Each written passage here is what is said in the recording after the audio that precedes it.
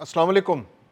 अगर दुनिया में एक ही सुपर पावर हो और उस सुपर पावर के अज़ाइम ख़तरनाक हों और उस ख़तरनाक अज़ाइम रखने वाली सुपर पावर का सदर अगर पागल हो जाए तो दुनिया के लिए कितना बड़ा ख़तरा पैदा हो सकता है, ये इस वक्त ईरान की जंग में सामने आ चुका है। दुनिया को तो मालूम हो चुका है कि अमेरिकी सदर डोनाल्ड ट्रंप जो है वो ज़हनी तवाज़ुन खो चुका है। वो हर सूरत जंग में अपने मतलूबा नताइज हासिल करना चाहता है, खा उसका कोई जवाज़ मौजूद है या नहीं है। अब अमेरिका के अंदर भी शदीद बेचैनी फैल चुकी है कि किस तरह अपने सदर को लगाम डाली जाए। यह दुनिया के लिए तबाही का बायस बन रहा है। अमेरिका का फ़ायदा नहीं हो रहा है इसमें, ये तो दुनिया तबाह होने जा रही है। जब दुनिया ही नहीं बचेगी तो अमेरिका उसमें क्या करेगा? अमेरिकी शहरी भी उसमें तबाह हो जाएंगे, बर्बाद हो जाएंगे। तमाम बनी नौ इंसान के लिए ख़तरा बन चुका है डोनाल्ड ट्रंप इस वक्त। और अब अमेरिका के अंदर ये बहस बहुत शिद्दत इख्तियार कर चुकी है कि किस तरह इस पागल सदर से जान छुड़वाई जाए, क्योंकि इसके पागलपन की वजह से पूरा खित्ता बल्कि पूरी दुनिया इस वक्त शदीद तरीन ख़तरे में पड़ चुकी है। जो संजीदा सैनेटर्स हैं, जो असर और रसूख वाले सैनेटर्स हैं, जो थिंक टैंक्स हैं वहाँ के, वो इस नतीजे पर पहुँच चुके हैं कि किसी तरह इस सदर से जान छुड़ाई जाए। कैबिनेट के बारे में तजावीज़ पर गौर हो रही है कि अगर कैबिनेट मुश्तरका तौर पर फैसला कर ले वहाँ पर तो नायब सदर जो है वो सदर की जगह इख्तियारात संभाल सकता है। इसके अलावा एक बात तो तय है कि जो मिड टर्म इलेक्शंस होने जा रहे हैं उसके बाद जब डेमोक्रेट जो है मुमकिन तौर पर पार्लियामेंट के अंदर, कांग्रेस के अंदर अक्सरियत हासिल करेंगे तो इस सदर का मुआवजा होना तो लाजमी है। दूसरी जानिब तबाही के मनाजिर हर जानिब बिखरे हुए हैं। ये पागल सदर डोनाल्ड ट्रंप अब कह रहा है कि मैं मंगल को ईरान के लिए जहन्नुम का दिन बना दूंगा, पुल तबाह कर दूंगा, जो उनके रिएक्टर्स हैं वो तबाह कर दूंगा, जो उनके बिजली पैदा करने वाले बिजली घर हैं वो तबाह कर दूंगा, उनकी गैस की इंस्टॉलेशन उड़ा दूंगा।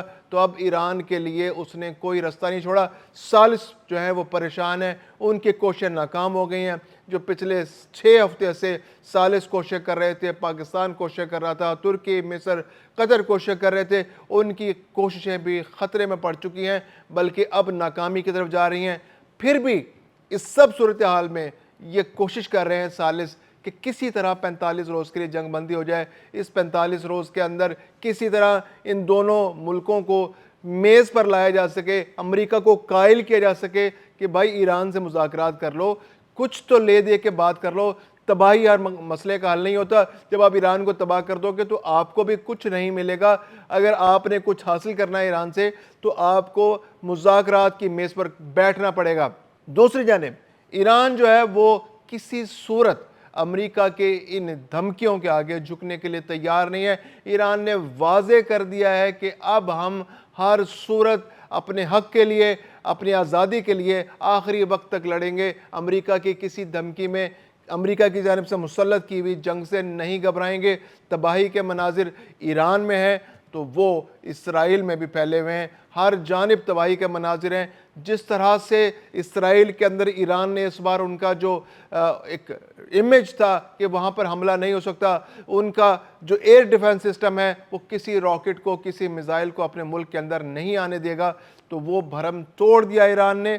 अब तक जो मिसाइलों के हमलों से, जो क्लस्टर बमों से, जो वहाँ पर ड्रोन्स गए हैं, उससे जो नुकसानात हुए हैं, उससे जो क्लेम्स आए हैं इसराइल के अंदर वो इतने ज़्यादा हैं, उनका भर पाना भी जो है वो इसराइल के लिए मुश्किल होता दिखाई दे रहा है। एक अंदाजे के मुताबिक हर हफ्ते जो क्लेम्स आ रहे हैं इसराइल के अंदर, उनकी मालियत 2 अरब 30 करोड़ डॉलर हफ्तावार से ज़्यादा है। यानी 6 हफ्तों में अगर आप हिसाब लगा लें तो ये कुछ 15 अरब डॉलर से ज़्यादा के नुकसानात के क्लेम्स आ चुके हैं। 10,900 बिल्डिंग्स जो हैं, ये तो पहले 2 हफ्तों के अंदर ये क्लेम्स आ गए थे, जिनमें से 6,000 इमारतें जो हैं रेजिडेंशियल बिल्डिंग्स हैं जिनके क्लेम्स आए, जिनके नुकसानात की तस्दीक हो चुकी है कि वहाँ पर नुकसानात हुए हैं। यानी एक ऐसा मुल्क जो बहुत छोटा है और वहाँ पर 10,900 इमारतें जो हैं डैमेज हो चुकी हैं ईरान के हमलों से। तो इसका मतलब है कि उनका जो एयर डिफेंस सिस्टम है, जो उनका एरो 1 और एरो 2 है, जो डेविड स्लिंग है, इसके अलावा जो उनका आयरन डोम है, वो सब के सब गैर मौसर हो चुके हैं और ईरान की मिसाइलों की बारिश जो है वो उनको तबाह करने के लिए काफ़ी है। अब तक جانی نقصان تو کافی کم ہوا ہے اسرائیل کے اندر، کیونکہ ان کا جو سائرن بجتے رہتے ہیں تو وہ ہر وقت بنکرز میں رہتے ہیں، فوراً بنکرز میں چھپ جاتے ہیں جب بھی کوئی سائرن بجتا ہے، تو اس سے جانی نقصان کم ہوا ہے۔ 13 سے 15 افراد جو ہیں وہ مارے گئے اسرائیل کے، لیکن عمارتیں ان کی نہیں بچی۔ دوسری جانب ایران کے اندر بھی تقریباً 2000 سے لے کر 2100 افراد جو ہیں اب تک اس 6 ہفتے کی جنگ کے دوران شہید ہو چکے ہیں۔ لبنان میں بہت بڑا نقصان ہوا ہے، وہاں پر 1340 افراد جو ہیں ان حملوں میں شہید ہو چکے ہیں جو اسرائیل کی جانب سے لبنان پر کیے گئے، اور وہ حملے اب بھی جاری ہیں، وہاں بھی انفراسٹرکچر کو تباہ کیا جا رہا ہے جس طرح سے ایران کے اندر تباہ کیا جا رہا ہے۔ لیکن ایران کی جو جوابی کارروائیاں ہیں وہ بھی مؤثر انداز میں جاری ہیں، وہ نہ صرف اسرائیل میں ہو رہی ہیں بلکہ متحدہ جو خلیجی ممالک ہیں اس کے اندر جو امریکی انسٹالیشنز ہیں ان میں بھی ٹارگٹ کیا جا رہا ہے۔ اور دعویٰ کیا ایران نے کہ انہوں نے گزشتہ روز جو حملہ کیا ہے اس کے اندر 25 امریکی فوجیوں کو واصل جہنم کر دیا ہے۔ ایک بہت بڑا نقصان ہے جو امریکی فوجیوں کے لیے ہوا ہے کہ 25 امریکی فوجی مارے جا چکے ہیں ان حملوں کے اندر، گزشتہ روز ایک حملے کے اندر مارے گئے۔ اس کے علاوہ جو متحدہ عرب امارات کے اندر بڑا نقصان ہوا ہے، متحدہ عرب امارات میں ایک ہی حملے کے اندر اس جنگ کے اندر بہت بڑی تعداد میں جو ہے لوگ مارے جا چکے ہیں۔ عراق میں کم از کم 109 افراد جو ہیں وہ ہلاک ہو چکے ہیں اس جنگ کے اندر۔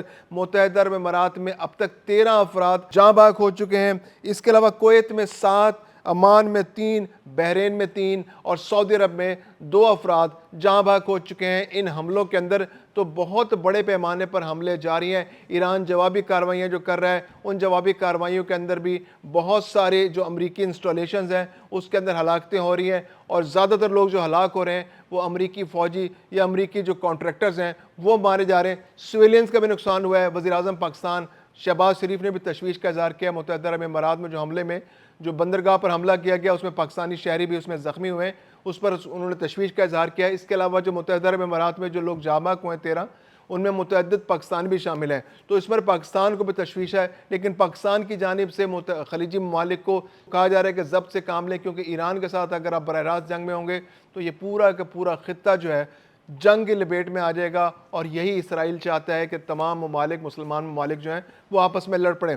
گزشتہ روز بھی ایران نے جو اسرائیل پر حملے کیے، جو حیفا پر حملہ کیا، جو تل ابیب پر حملہ کیا، جو اسرائیل کے مختلف علاقوں میں جو بیلسٹک میزائل پھینکے، جو کلسٹر بم پھینکے، اس کے اندر بڑے پیمانے پر تباہی ہوئی ہے۔ مختلف علاقے جو ہیں وہ اس کی زد میں آئے ہیں، اور متعدد عمارتیں جو ہیں وہ زمین بوس ہو چکی ہیں، ملبے کا ڈھیر بن چکی ہیں۔